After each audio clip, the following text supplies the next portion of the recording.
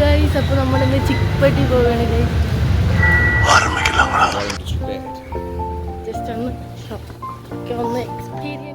അങ്ങനെ ഞങ്ങൾ രാവിലെ തന്നെ ഇറങ്ങിയോണ്ട് നമ്മൾ ബ്രേക്ക്ഫാസ്റ്റ് ഒന്നും വീട്ടിൽ നിന്ന് അയച്ചില്ല, അങ്ങനെ പുറത്തുനിന്നാണ് കഴിക്കുന്നത്. അപ്പോൾ ഇവിടെ ഇപ്പോൾ പുതിയതായിട്ട് ക്രൈസ്റ്റ് നമ്മൾ സ്ഥിരം ഇവിടെ നടന്നു പോകുമ്പോൾ നമ്മളെന്നും കാണുന്നതാണ്. അപ്പോൾ നമുക്ക് ഇന്നാണ് കഴിക്കാൻ പറ്റിയത്. സത്യം പറഞ്ഞാൽ എനിക്ക് നല്ല ഇഷ്ടമായി. അതിൻ്റെ ചട്നി, ഒരു റെഡ് ചട്നി ഉണ്ട് ഈ മസാല ദോശൻ്റെ അകത്ത്. എനിക്കത് ഭയങ്കര ഇഷ്ടമായി, നല്ല ടേസ്റ്റായിരുന്നു. പിന്നെ ഇത് മിൻറ്റ് ചട്നിയാണ്. അപ്പോൾ ദോശേൻ്റെ കൂടെ ആദ്യമായിട്ടാണ് ഞാൻ ഇങ്ങനെ മിൻറ്റ് ചട്നി കഴിക്കുന്നത്. അതും നല്ല ഇഷ്ടമായി.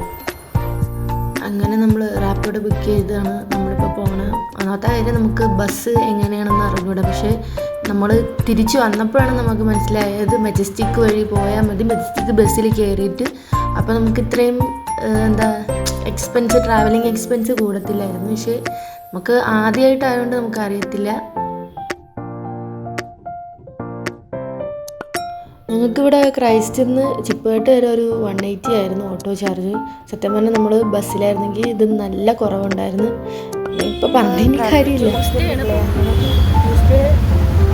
സൺഡേ പോകാമെന്നാണ് പ്ലാൻ ചെയ്തത്. ബട്ട് നമുക്ക്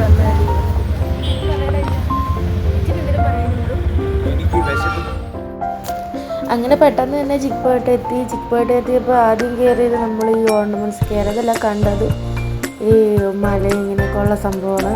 പിന്നെ ഞങ്ങൾ കുറേ നടന്ന് വന്നപ്പോഴത്തേക്കും മിക്കത് റീറ്റെയിൽ ഇല്ലായിരുന്നു, ഹോൾസെയിലായിരുന്നു. ആ കാര്യം നമ്മൾ ഇവിടെ വന്നതിന് ശേഷം അറിഞ്ഞത് ഇവിടെ റീറ്റെയിൽ കുറവ്, ഹോൾസെയിലാണെന്ന്.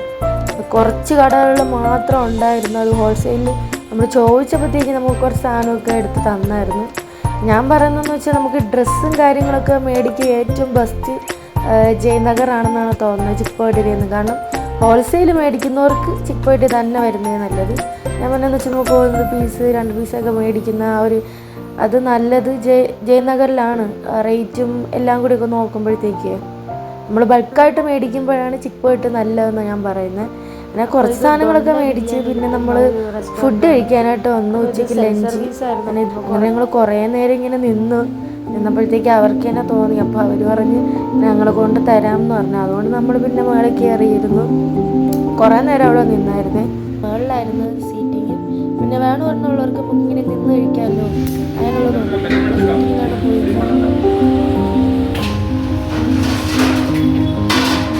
പിന്നെ ഞങ്ങളോട് മേളിൽ പോകാൻ പറഞ്ഞുകൊണ്ട് ഞങ്ങൾ പിന്നെ മേളിൽ ഇരുന്ന് നല്ല അടിപൊളി ആംബിയൻസ് ആയിരുന്നു. അത് പറയാതിരിക്കാൻ വയ്യ കേട്ടോ.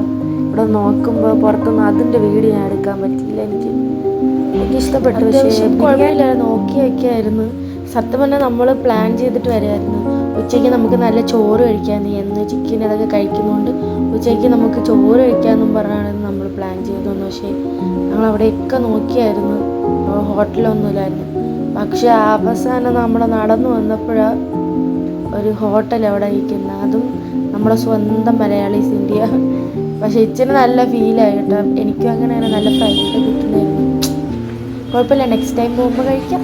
പിന്നെ ഞങ്ങൾ ഷോപ്പിംഗ് ഒക്കെ കഴിഞ്ഞ് അതിന് ശേഷം കുറച്ച് കഴിഞ്ഞിട്ട് ഞാനൊരു കോൾഡ് കോഫി, ഇച്ചിനൊരു അവക്കടി ഷേക്കും കൂടി മേടിച്ചായിരുന്നു. അങ്ങനെ അത് കുടിച്ച് കുറച്ച് നേരം നമ്മൾ അവിടെ തന്നെ ഇരുന്ന്. അതൊരു മലയാളി രാവിലെ വന്ന് ഞങ്ങളൊരു വൈകുന്നേരമൊക്കെ ആയപ്പോഴത്തേക്ക് നമ്മൾ ഇറങ്ങി അവിടെ നിന്ന്. അപ്പോൾ നമ്മുടെ ഈ വീഡിയോ ഇഷ്ടമായെങ്കിൽ എല്ലാവരും ഷെയർ ചെയ്യുക, സബ്സ്ക്രൈബ് ചെയ്യുക, കമൻറ്റ് ചെയ്യുക. Bye guys.